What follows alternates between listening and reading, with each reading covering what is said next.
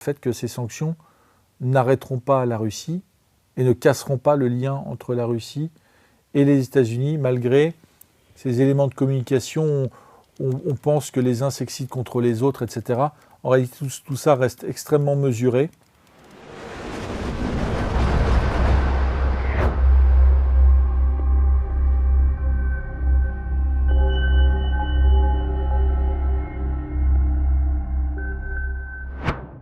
Bonjour à tous, ce jeudi 23 octobre, Donald Trump a annoncé que les États-Unis allaient sanctionner deux immenses compagnies pétrolières russes. Pour parler de cela aujourd'hui, je reçois Charles Danjou, président d'Omerta. Bonjour Charles. Bonjour Joséphine et bonjour à tous. Et pour commencer cette émission, en quoi consistent réellement ces sanctions ? Alors avant de démarrer, je voulais rappeler à nos amis qui regardent cette vidéo de bien s'abonner à cette chaîne YouTube, puisque la majorité d'entre vous qui regardez cette émission ne sont pas encore abonnés. Et vous abonner, c'est nous permettre de développer cette chaîne YouTube. En ce moment, les conditions de travail sur les réseaux sociaux sont particulièrement difficiles, parce qu'on traite de thématiques, vous le comprenez bien, qui ne sont pas du tout mainstream. Alors parfois, on est invisibilisé. Et donc pour lutter contre ça, pour continuer à développer cette chaîne YouTube, à produire nos contenus, il faut absolument que vous tous vous abonniez dès maintenant à cette chaîne YouTube, que vous likiez, partagez, commentez cette vidéo et que vous fassiez connaître évidemment autour de vous Omerta le plus largement possible, c'est très important. Alors ces sanctions, tu en as parlé, elles concernent deux choses. D'abord, elles concernent le gel des avoirs russes liés aux compagnies Rosneft et Lukoil aux États-Unis. Et puis, c'est l'interdiction pour les sociétés américaines de commercer avec ces deux géants pétroliers russes. Je rappelle que Rosneft, c'est 40% de la production de pétrole de brut russe et Lukoil, c'est 15%. Voilà, donc officiellement, ça n'avait pas été pris encore par l'administration Biden. Les sociétés américaines, quelles qu'elles soient, que ce soit les sociétés d'assurance, les prestataires, les entreprises qui peuvent assurer des services de maintenance, mais aussi les compagnies de trading, de commerce qui achetaient du pétrole à ces deux sociétés russes, eh bien, ne peuvent plus le faire sous peine de sanctions de l'administration américaine et de procédures pénales de l'administration américaine. Donc c'est, sur le papier, c'est évidemment extrêmement lourd. Et est-ce que ces sanctions peuvent tarir les ressources du Kremlin ? Alors pour la première, c'est le gel des avoirs de ces deux sociétés aux États-Unis. Je dirais il n'y a pas vraiment de changement, puisque la Russie étant coupée du système SWIFT, c'est-à-dire qu'elle ne peut plus faire de transactions bancaires avec notamment les États-Unis, les avoirs étaient déjà de facto gelés aux États-Unis. On imagine bien que si le Kremlin avait eu la possibilité technique de rapatrier ces avoirs, qui se comptent évidemment en dizaines de milliards de dollars, eh bien, il l'aurait déjà fait. Donc, je dirais, ça officialise le fait que le Kremlin ne peut pas, pour le moment, récupérer cet argent. Il faut aussi souligner que le gel des avoirs, ce n'est pas la confiscation des avoirs. C'est-à-dire que le Kremlin ne pouvait pas les rapatrier techniquement, je viens de le dire. Là, en fait, c'est l'officialisation de cette impossibilité. Ça ne veut pas dire que les États-Unis ont saisi l'argent et qu'ils vont s'en servir. Pas du tout. Voilà, donc là, sur ce premier point, il n'y a pas vraiment de changement. C'est une mesure essentiellement de communication, on vient de le dire. Et puis sur le deuxième volet de ces sanctions, c'est-à-dire l'interdiction pour les sociétés américaines de commercer avec les sociétés Rosneft et Lukoil, là aussi, je dirais, il ne va pas y avoir de changement majeur, puisque les sociétés américaines sentaient venir ces sanctions. Commercer avec les géants pétroliers russes était déjà extrêmement risqué. Et donc la plupart des sociétés américaines qui, il y a encore 5 ans, commerçaient avec les sociétés pétrolières russes, ont de facto cessé de le faire. Donc là aussi, c'est une mesure symbolique. Mais alors c'est une mesure qui vise en réalité pas tellement les sociétés américaines, elle vise surtout à mettre la pression sur les gros clients de la Russie, sur les deux gros pays qui en réalité achètent la majorité, on est au-delà de 50%, je crois qu'on est à 53 ou 54% cumulé, le pétrole russe, que sont la Chine et l'Inde. Alors sur la Chine, ça n'a pas tellement d'effet parce que les achats de pétrole brut par la Chine à la Russie sont libellés en yuan, la monnaie chinoise. Ça veut dire que les Chinois et les Russes ont depuis plusieurs années refusé de commercer en dollars, ce qui fait partie d'ailleurs de la stratégie de ces deux pays qui sont leaders de ce qu'on appelle les BRICS, c'est-à-dire ce mouvement un peu d'émancipation de l'hégémonie occidentale, de l'hégémonie financière occidentale, notamment de l'hégémonie du dollar américain. Mais alors ça va avoir effectivement un impact sur, en revanche, l'Inde, qui est un très gros client de la Russie dans le secteur énergétique. Et là, effectivement, ça a un impact parce que l'Inde achète son pétrole à la Russie en dollars. Et donc, c'est une manière, on sait que Donald Trump a déjà menacé l'Inde assez directement de sanctions secondaires si elle continue à commercer avec la Russie et à acheter le pétrole russe. Évidemment, ça va mettre l'Inde quelque part devant un choix parce que la pression américaine s'accentue. Elle ne s'accentue pas, je dirais, par hasard. Elle s'accentue parce que les Américains voudraient sont rentrés avec les nouvelles négociations sur les droits de douane dans une espèce de rapport de force avec l'Inde, et Donald Trump aimerait contraindre l'Inde à revenir dans le giron économique des États-Unis. C'est difficilement faisable. Il a moins de prise avec la Chine, par contre avec l'Inde il en a. Le seul problème, c'est que le dirigeant indien, Modi, a clairement expliqué que la stratégie de Donald Trump de rapport de force et de chantage ne fonctionnerait pas, et que l'Inde se tournait maintenant durablement vers la Russie et d'ailleurs vers la Chine. Et une des solutions pour l'Inde, pour, je dirais, minimiser l'impact de ces sanctions, ou en tout cas les atténuer si elles devaient arriver, c'est évidemment de commercer avec la Russie via le yuan chinois. Là aussi, c'est très intéressant parce que ce serait une nouvelle étape dans la constitution un peu de ce monde alternatif dans la sphère économique que sont les BRICS. Si l'Inde, qui traditionnellement était quand même un adversaire, un concurrent géopolitique de la Chine dans cette région du monde, sous la pression, sous la menace américaine, se rapproche de la Chine et utilise la monnaie chinoise pour acheter du pétrole russe, ça, ce sera vraiment une étape vraiment très très importante dans l'avancée, la constitution de ce bloc des BRICS.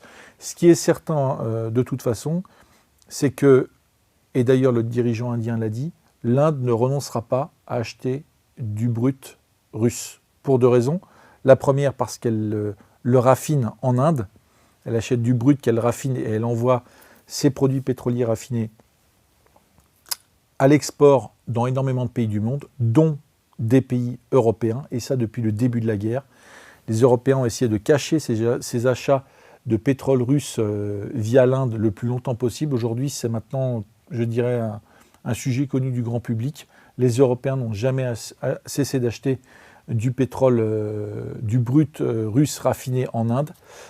D'autre part, c'est tout simplement parce que le marché intérieur indien de cette économie qui est en plein bond, en pleine croissance, a besoin de ressources énergétiques, et que le pétrole russe est facilement accessible, d'abord parce que géographiquement, il est à côté, et que ça permet aussi à l'Inde de retrouver une sorte d'équilibre géopolitique. L'Inde a longtemps été dans la main des Américains, et elle a souhaité, avec son nouveau dirigeant, rééquilibrer ses relations géopolitiques, ses relations internationales, en retrouvant des relations apaisées et normalisées avec la Chine, mais aussi en développant des relations économiques et militaires avec la Russie.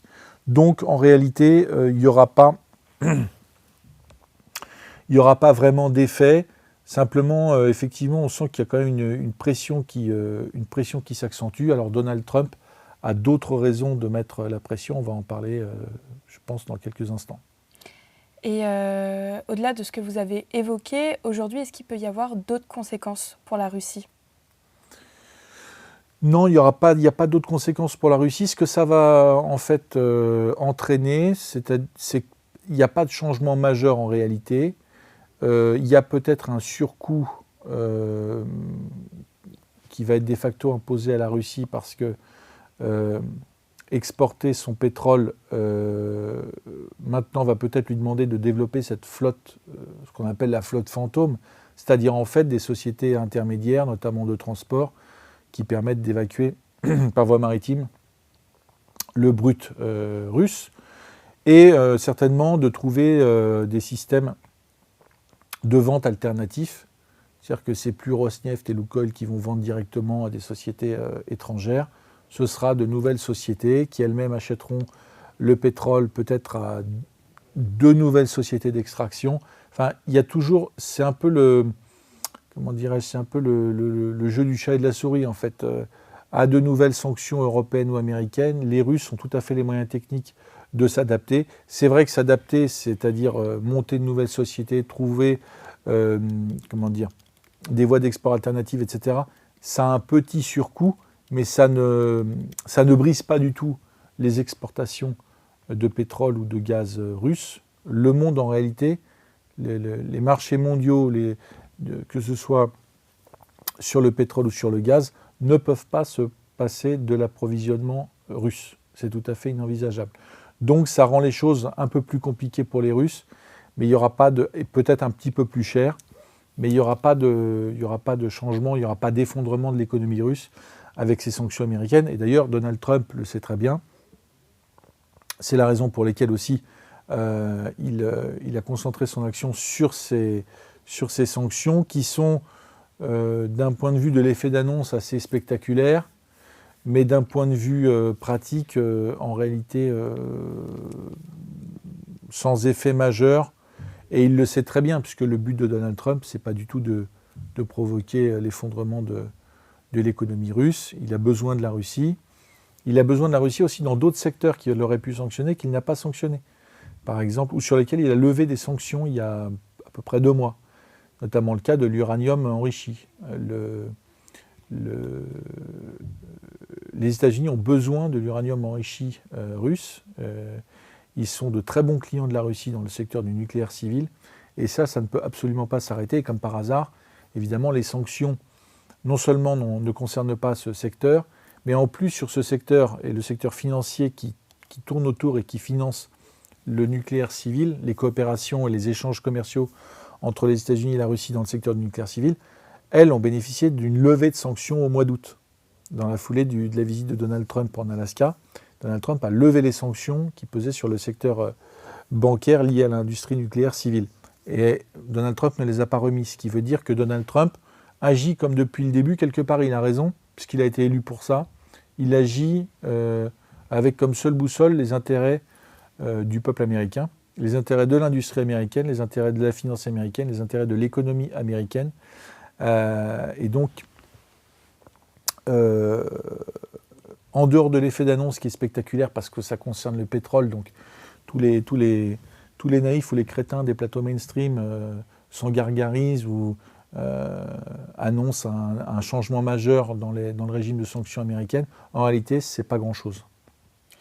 Et pour terminer cette émission, est-ce un revirement radical de la part de Donald Trump ? Pas du tout. Donald Trump, il doit gérer une échéance qui est très importante. Ça n'est jamais rappelé. J'ai fait le tour de tout ce qu'on pouvait écouter. Je me suis infligé d'écouter les émissions mainstream ou de lire des articles de la presse mainstream depuis hier soir. Et il y a une date qui n'est jamais rappelée, c'est celle du 6 novembre. Et le 6 novembre, c'est la date des midterms, c'est-à-dire en fait des élections intermédiaires au Parlement américain. Et ces sanctions, l'annonce de ces sanctions, elles sont en réalité pas tellement alliées avec la position de Vladimir Poutine, qui en réalité était prévisible. Donald Trump sait très bien les discussions. Il n'a pas attendu un potentiel sommet à Budapest pour parler avec les Russes. Les équipes de négociateurs américains sont en permanence en contact avec les équipes de négociateurs russes. D'ailleurs, la Russie n'a pas demandé d'autre chose que ce qu'elle demande déjà depuis des mois. Donc il n'y a pas eu de drame, il n'y a pas eu d'incident diplomatique entre les délégations, entre les deux pays. Ce qu'il y a, c'est que Donald Trump, à l'approche de ces midterms, doit en réalité, pour continuer à préserver sa majorité et faire en sorte que sa majorité au Congrès et au Sénat le suivent, continue de le suivre en étant unis dans les réformes profondes qu'il initie aux États-Unis. Il doit contenter à la fois la sphère qui est plutôt, je dirais, russophile. C'est en réalité l'essentiel de son mouvement MAGA, c'est-à-dire l'électeur américain profond qui se sent bien plus proche d'un Russe qu'il n'a jamais vu, mais dont il partage les valeurs, plutôt que d'un être hybride comme ceux qu'on peut trouver en Europe, avec les cheveux bleus, ou qui explique au monde entier que les valeurs LGBT sont les valeurs de l'avenir. Ça, c'est l'essentiel de sa base électorale. Et Donald Trump, évidemment, depuis en réalité sa campagne électorale, mais les discussions engagées avec Vladimir Poutine avaient soigné cette partie de son électorat.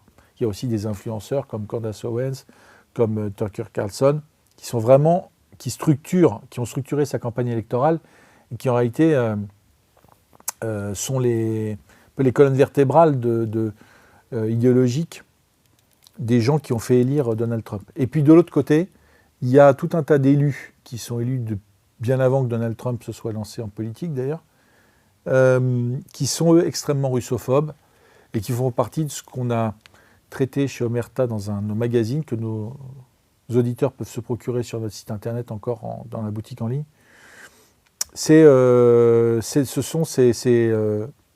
En réalité, ces néoconservateurs qui appartiennent au parti républicain et qui là sont extrêmement russophobes. Le plus connu d'entre eux, c'est le sénateur Lindsey Graham. Et il fallait, je dirais, pour Donald Trump, après avoir tendu la main à Vladimir Poutine, après avoir bloqué Volodymyr Zelensky, je rappelle aussi que là, il y a des sanctions sur Rosneft et Lukoil, mais Donald Trump a refusé de livrer des missiles Tomahawk à Volodymyr Zelensky, ce qui lui aurait permis de frapper Moscou et au-delà. Donc il n'y a pas eu de surenchère américaine de Donald Trump dans les sanctions contre la Russie. Il aurait pu aller beaucoup plus loin. Simplement, il doit quand même donner quelques gages à ces élus américains russophobes parce qu'il en a besoin pour conserver, je dirais, une unité et la marge de manœuvre maximale dans son action politique. Et donc là, finalement, à peu de frais, il envoie un signal à ces néoconservateurs qu'effectivement, il a été capable de tendre la main à Vladimir Poutine, mais il est aussi capable de se fâcher et de prendre des sanctions contre lui. Je crois que là-dedans, pour tout le monde, il s'agit en réalité de garder la face. Ces néoconservateurs, ces élus américains ne sont pas des crétins. Ils savent très bien que Donald Trump est sur un espèce d'équilibre. Ces mêmes élus soutenaient d'ailleurs la politique de Joe Biden contre la Russie. Donc finalement, je dirais, c'est un statu quo pour tout le monde. Personne ne peut s'exciter contre Donald Trump. Donald Trump, finalement, a gelé un peu la situation, y compris d'ailleurs avec les Européens, avec Volodymyr Zelensky. Quand on voit la réaction d'Emmanuel Macron, qui parle de tournant majeur, etc., je crois qu'il est encore une fois, mais je crois que ça ne doit même plus nous étonner, soit complètement à côté de la plaque, soit dans une fausse naïveté, il fait semblant de ne pas comprendre la portée de ces sanctions et le fait que ces sanctions n'arrêteront pas la Russie et ne casseront pas le lien entre la Russie et les États-Unis, malgré ces éléments de communication. On pense que les uns s'excitent contre les autres, etc. En réalité, tout ça reste extrêmement mesuré. Les Russes, évidemment, avaient anticipé ces sanctions. Ces sanctions ne viennent pas menacer l'économie russe. L'économie russe a des difficultés, c'est indéniable. Il y a des conséquences, mais je dirais qu'il y a des conséquences aussi pour les économies européennes. On voit les taux d'inflation, les taux d'endettement des pays européens, notamment la France. On n'a absolument pas de leçon à donner à l'économie russe, pas du tout. Voilà, donc les temps sont durs, je pense, pour tout le monde. L'économie russe encaisse le choc de la guerre, encaisse le choc des sanctions européennes, des sanctions américaines, mais elle a tout à fait les moyens de tenir. En particulier, c'est d'ailleurs souligné par les experts internationaux qu'on ne peut pas accuser d'être pro-russe, qui disent que tant que la Chine et l'Inde achèteront des matières premières, notamment du pétrole, à la Russie aura les moyens de tenir la guerre et l'économie russe aura les moyens finalement de se tenir tout à fait convenablement, ce qui aujourd'hui effectivement est une réalité. Les achats de pétrole par la Chine et l'Inde, ce n'est pas juste la nécessité pour eux de s'approvisionner en matières premières, c'est une alliance, un partenariat stratégique qui dépasse le simple enjeu énergétique du pétrole ou du gaz. Ces pays se sont rapprochés de manière structurelle, en opposition pour organiser eux-mêmes une alternative à l'ordre occidental qui, selon eux, est donneur de leçons et décadent. Et en ça, d'ailleurs, Donald Trump le sait. Finalement, Donald Trump aussi, c'est un peu il y a une proximité de Donald Trump, je dirais, idéologique avec le monde des BRICS, puisque Donald Trump n'est pas un interventionniste. Donald Trump, c'est un nationaliste, c'est un patriote qui n'a pas envie d'aller changer le monde, contrairement aux démocrates américains, contrairement à Emmanuel Macron, néoconservateur européens qui veulent modeler le monde à leur image. Donald Trump, c'est pas du tout ça. Le problème pour Donald Trump, c'est qu'il doit composer avec la réalité politique aux États-Unis, qui est extrêmement compliquée, et notamment avec ses rapports de force au Parlement, avec lesquels il doit bon gré mal gré s'arranger. Voilà. Donc, et j'ajoute aussi que sur le terrain, ça ne modifie absolument pas le rapport de force qui est en train, depuis quelques mois, de tourner à l'avantage des Russes. On fera une émission là-dessus la semaine prochaine, mais je précise tout de suite, pour en dire deux mots, c'est important qu'à l'heure où effectivement il y a ces nouvelles sanctions américaines et des sanctions européennes, et où les leaders européens, sans comprendre ou en faisant semblant de comprendre, de mal comprendre, se réjouissent, l'armée russe a quasiment conquis la totalité de Kupiansk, ville qu'ils avaient perdue lors de la contre-offensive ukrainienne à Izium fin 2022, je crois, et ont pris les 2 tiers de Pokrovsk. Pokrovsk est une ville, un nœud logistique très important dans le Donbass, et que la perte de ces 2 villes soit sera masquée par les médias occidentaux parce que c'est une très mauvaise nouvelle sur le plan des opérations, sur le plan militaire pour les Ukrainiens, soit effectivement la chute de ces 2 villes qui vont tomber aux mains des Russes, eh bien ce sera le signal que malgré tous les efforts et tout l'argent déversé par les Occidentaux pour soutenir l'Ukraine, ça ne suffit pas à bloquer les Russes et que les Russes, en prenant ces villes, ont continué à avancer et continuent d'avancer vers les objectifs plus stratégiques et vers la destruction systématique de l'armée ukrainienne. Voilà, donc restez connectés, chers amis, on va faire une émission là-dessus en début de semaine prochaine. Merci beaucoup Charles pour vos réponses. Merci Joséphine, merci à tous et n'oubliez pas de vous abonner, c'est important.